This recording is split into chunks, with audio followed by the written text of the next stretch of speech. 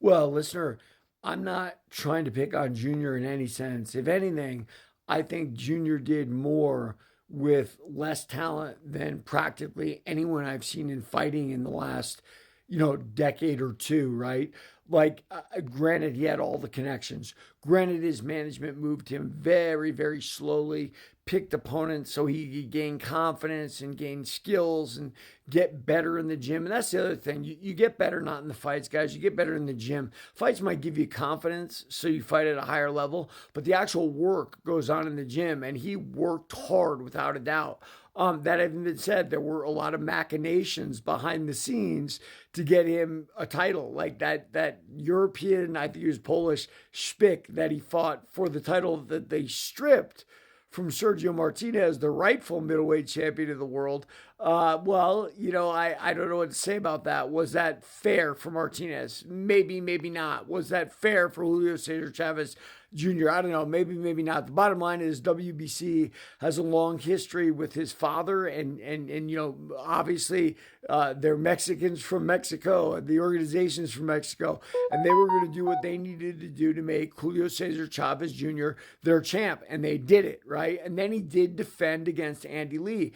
And I want to say something about that. I don't think Junior had anywhere near the kind of talent Andy Lee had. What Junior did have was the heart and determination, like his father, to keep going, to work on things to the point where Andy Lee was slipping in his career a little bit. Junior had won that title and then he beat him. And that's why we love fighting sports. It's why we love boxing. It's why we love MMA. Listen, nobody thinks Rocky Balboa was a good fighter, or you shouldn't. He wasn't a good fighter by any means. He had a lot of heart and he had a lot of power, right? But he was a terrible boxer. But it didn't matter. He beat Muhammad Ali or Apollo Creed, however you want to say it, on guts and will alone. And that's why people relate to fighting sports. Julio Cesar Chavez Jr. was a modern Rocky Balboa story, right? Like he went out there and did things that his physical capabilities shouldn't have allowed him to do. And that's why everybody relates to it. We're all fighting that uphill battle. We're all underdogs in this world, this test that we have. And that's why we love fighting sports. That's why I loved Julio Cesar Chavez Jr.